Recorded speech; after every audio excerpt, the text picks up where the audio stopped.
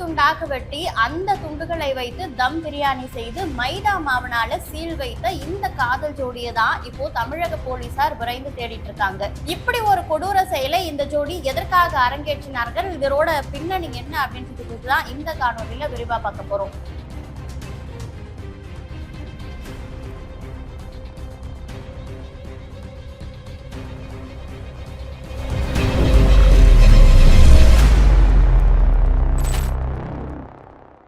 வாழ்க்கையில எல்லாருக்கும் ஏதாவது ஒரு பிரச்சனை வந்துட்டே தான் இருக்கும். எல்லா பிரச்சனைக்குமே பாரம்பரிய சோழி பிரச்சனத்துல முன்னோர்கள் தீர்வு சொல்லி வச்சிருக்காங்க. பாரம்பரிய சோழி பிரசன்னம் மூலம் திருமண தடை, மங்கள தோஷம், திருமண உறவில் சிக்கல், கிடைக்காத வேலை, சுய தொழில் செய்தாலும் நஷ்டம், தீராத உடல் சிகிச்சை, அரசியல் வளர்ச்சி என அனைத்து சிக்கல்களுக்கும் எளிய பரிகாரம் மூலம் சிறந்த தீர்வு அளிக்கப்படும். இங்கு வரும் அனைவருக்கும் பகவதி முன் அருளால் நல்ல தீர்வு. நீங்கள் ஆன்லைன் மூலமாகவோ அல்லது நேரடியாகவோ ஆலோசனை பெற உடனே திரையில் தெரியும் எண்ணை தொடர்பு கொள்ளுங்கள். திறன்பேசி நேயர்களுக்கு வணக்கம். நான் உங்கள் பவித்ரா சிவகுமார். நம்முடைய திறன்பேசி ஊடகத்துல ஒரு சில வாரங்களுக்கு முன்னாடி ஒரு கண்டென்ட் போட்டிருந்தோம். அது என்ன அப்படின்னா, தமிழ்நாடு டெல்லி எக்ஸ்பிரஸ் ட்ரெயின்ல ஒரு சூட்கேஸ்ல கிடந்த பாடி சம்பந்தமான ஒரு பதிவு. அது அந்த பதிவுல அப்போ அந்த சூட்கேஸ்ல அந்த பாடி எந்த கண்டிஷன்ல கிடந்தது, அது கூட என்ன மாதிரியான துப்பு போலீசாருக்கு கிடைத்தது அப்படின்ற மாதிரி நிறைய விஷயங்களை பேசியிருந்தோம். இப்போ இந்த வழக்கு குறித்து, இந்த பிரியாணி சமைத்த வழக்கு குறித்து உங்களுக்கு நீங்க பார்க்கும் பொழுது இதோட தொடர்ச்சி வேணும் அப்படின்னா நீங்க முந்தைய பதிவை பார்த்துட்டு வரும்பொழுது உங்களுக்கு இன்னும் இது தெளிவா புரியும். சோ அந்த சூட்கேஸ்ல இருந்த பாடி யாருடையது அப்படின்னு போலீசார் விரைந்து தேடிட்டு இருக்கும் பொழுதுதான் இதற்கு குறித்த துப்பு கிடைத்தது. அதாவது சென்னையில இருக்கக்கூடிய ரயில்வே நிலையங்களின் 350 சிசிடிவி காட்சிகளையும் போலீசார் தீவிரமா ஆய்வு செய்ததன் அடிப்படையில, அதாவது ரயில்வே ஸ்டேஷன், சென்னையில இருக்கக்கூடிய ரயில்வே ஸ்டேஷன்களின் 350 காட்சிகளை, சிசிடிவி காட்சிகளை போலீசார் தீவிர ஆய்வு செய்யும் பொழுது அதுல கிடைத்த ஒரு பதிவு தான், ஒரு துப்பு தான் ஒரு பெண்ணும் ஒரு ஆணும், அதாவது கண்ணாடி அணிந்த ஒரு பெண்ணும் குறுந்தாடி வைத்த ஒரு இளைஞனும் ஒரு அந்த சூட்கேஸை எடுத்துட்டு வராங்க. கூடுவாஞ்சேரி மின்சார ரயில் அவங்க அந்த சூட்கேஸை சென்ட்ரல், அந்த தமிழ்நாடு டெல்லி எக்ஸ்பிரஸ் ட்ரெயின்ல போட்டு போகக்கூடிய அந்த காட்சிகளை போலீசார் ஆய்வு செய்து எடுக்கிறாங்க. அந்த காட்சிகளும் சோசியல் மீடியால ரொம்ப வைரலா பேசப்பட்டது. அந்த பெண்ணும் ஆணும் ஒன்றாக அந்த சூட்கேஸை போட்டுட்டு அதுக்கப்புறம் தனித்தனியா பிரிந்து செல்லக்கூடிய காட்சிகள் எல்லாம் அதுல பார்க்க முடிந்தது. அந்த சிசிடிவி காட்சிகளை போலீசார் வெளியிட்டதை தொடர்ந்து ஒரு இளம் பெண் போலீசாரை அழைக்கிறாங்க. அவங்க என்ன சொல்றாங்கன்னா, நீங்க சிசிடிவில காமிக்கிற அந்த பெண் எங்களுடைய தெருவுல நான் நிறைய வாட்டி அவங்கள பார்த்திருக்கேன் அப்படின்னு சொல்லிட்டு அந்த பெண் ஒரு துப்பு கொடுக்குறாங்க. அதற்கப்புறமா அந்த இளம் பெண் சொன்ன அந்த துப்பை வைத்து போலீசார் தேடுதல் வேட்டை நடத்தும் பொழுது கூடுவாஞ்சேரியில இருக்கக்கூடிய மசூதி தெரு, அதுதான் அந்த தெருவுல தான் இந்த பெண்ணை அடிக்கடி பார்த்ததாக அந்த தகவல் கொடுத்த பெண்மணி சொல்லியிருக்காங்க. சோ அந்த மசூதி தெருல போலீசார் விரைந்து தேடும் பொழுது ஒரு பூட்டப்பட்ட வீட்டுல தான் அந்த பெண் இருக்கிறதா அவங்க கண்டறிஞ்சிருக்காங்க. அதுக்கப்புறம் அந்த வீட்டை பார்க்கும் பொழுது அந்த வீடு பூட்டி இருக்குது.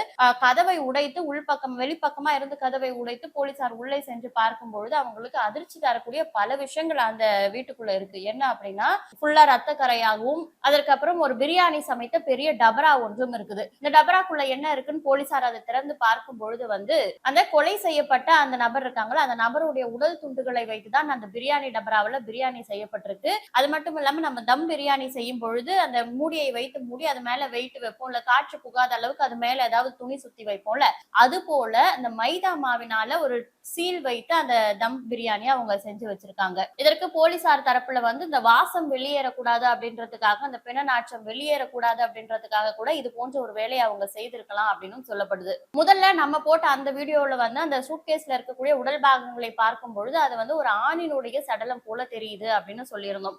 ஆனா இப்போ திடுக்கிட வைக்கும் ஒரு ட்விஸ்டா, அது ஆண் கிடையாது, அது பெண்ணுடைய உடல் பாகங்கள் அப்படின்றது தெரிய வந்திருக்கு. அது மட்டும் இல்லாம அந்த நபர் ஆணா இருக்கலாம், ஆணுடைய ஆண் உறுப்பு மட்டும் அதுல இல்ல அப்படின்ற மாதிரிலாம் நிறைய தகவல்கள் அப்போ பேசப்பட்டுச்சு. ஆணுறுப்பு இருக்காதுதான், ஏன்னா அது ஒரு பெண்ணுடைய சடலம் அப்படின்றதுனால அதுல இல்ல.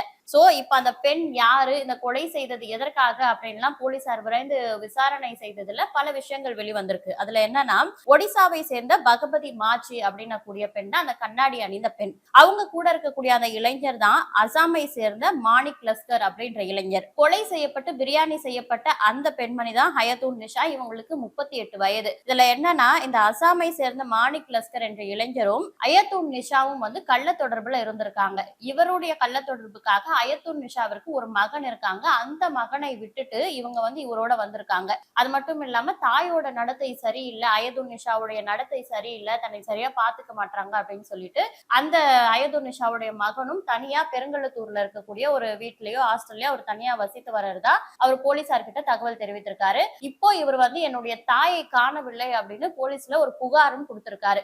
அதன் அடிப்படையிலும் விரைந்து விசாரணை செய்யும் பொழுதுதான் இந்த சம்பவங்கள் எல்லாமே ஒன்றுக்கொண்டு தொடர்புடையதா மாறி இருக்கு. அப்பதான் மாணிக் லஸ்கர் பணிபுரியக்கூடிய இடத்துல பகவதி மாஜி அப்படின்ற அசாமை சேர்ந்த ஒரு பெண்ணோட இவருக்கு பழக்கம் ஏற்படுது. ஆல்ரெடி வீட்டுல அயதுன் நிஷாவோட இவர் வந்து கள்ள தொடர்புல தான் இருக்காரு. இப்போ பணிபுரிய போகக்கூடிய இடத்துலயும் இது போன்ற ஒரு கள்ள தொடர்பு மீண்டும் அவருக்கு ஏற்படுது. அயதுல் நிஷா கொலை செய்யப்படுறதுக்கு ஒரு 10 நாட்களுக்கு முன்னாடி வந்து இந்த பகவதி மாஜியை தன்னோட வீட்டுல கூட்டிட்டு வந்து வச்சிருக்காரு இந்த மாணிக் லஸ்கர். அப்போ அந்த மாணிக் லஸ்கர், பகவதி மாஜி, அயதுல் நிஷா 3 பேரும் ஒரே வீட்டுல இருந்திருக்காங்க. அப்பதான் அயதுல் நிஷா கண்டுபிடிச்சிருக்காங்க இவங்க 2 பேருக்குள்ள ஏதோ கள்ள தொடர்பு இருக்கு அப்படின்றது. இவரு தங்க வைக்கும் பொழுது அவன் என்னுடைய ஃப்ரெண்டு கூட வேலை பாக்குறவங்க அப்படின்னு என்னவோ சொல்லி அந்த வீட்டுல தங்க வச்சிருக்கலாம் போல. அதற்கப்புறம் அயதுல் நிஷாவிற்கு இவங்களுடைய கள்ள தொடர்பு தெரிஞ்சதுக்கு அப்புறமா அதை தட்டி கேட்டிருக்காங்க. அப்போ இவங்களுக்குள்ள ஏற்பட்ட அந்த வாய் தகராறுலதான் மாணிக் லஸ்கரும் பகவதி மாஜியும் சேர்ந்து அயதுல் நிஷாவை கொலை செய்திருக்காங்க.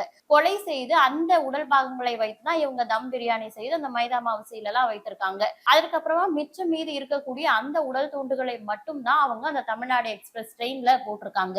இது குறித்து அயதுல் நிஷாவுடைய மகன் என்ன சொல்றாரு அப்படின்னு பார்த்தா, என்னுடைய அம்மாவோட நடத்தை பிடிக்காம தான் நானே தனியா இருந்தேன். அவங்க வந்து யாரை நம்பி போனாங்களோ, நல்லவங்க நம்பி போனாங்களோ அவங்களால இவங்க கொலை செய்யப்பட்டிருக்கலாம். ஆனா என்ன காரணத்துக்காக அவங்க கொலை செய்யப்பட்டாங்க அப்படின்றது எனக்கு எதுவும் தெளிவா தெரியல அப்படின்ற மாதிரி அயதுல் நிஷாவுடைய மகன் தெரிவிச்சிருக்காரு. சோ இந்த விஷயத்துல பகவதி மாஜி இருக்கக்கூடிய தெருவை சேர்ந்த ஒரு இளம்பெண் அவங்க எங்க தெருவுலதான் இருக்காங்க அப்படின்னு கொடுத்த ஒரு துப்பின் காரணமா தான் இந்த விஷயம் இதுவரைக்கும் துப்பு துளக்கப்பட்டு பல விஷயங்கள் திடுக்கிடும் விஷயங்கள்லாம் வெளியே வந்திருக்கு. சோ எல்லாருமே நாட்டுல ஏதோ ஒரு விஷயம் நடக்குது நமக்கு என்ன அப்படின்னு இல்லாம அது என்ன விஷயம், அது வந்து நம்மை சுற்றி இருக்கவங்க யாராவது சம்பந்தப்பட்டிருக்காங்களா, அது யாரு என்ன அப்படின்னு தெரிஞ்சு பாக்குறதன் மூலமா சமூகத்துல ஏதோ ஒரு விஷயத்தை வெளிக்கொண்டு வர்றதுக்கு நம்மளுடைய பங்கையும் நம்ம ஆற்ற முடியும். அதையும் தாண்டி இப்படி ஒரு விஷயத்தை அவங்க நல்ல மனநிலையில தான் இது போன்ற விஷயங்களை செய்தாங்களா, எதற்காக அவங்க கொன்னது ஒரு விஷயம் அப்படின்னா கொன்ற உடல் துண்டுகளை வைத்து பிரியாணி சமைக்கிறாங்க அப்படின்னா அவங்களுடைய மனநிலை எந்த அளவுல இருந்திருக்கும், நல்ல மனநிலை எல்லாம் இருந்திருப்பாங்களா அப்படின்றது சந்தேகத்திற்குரிய ஒரு கேள்வியா இருக்கு.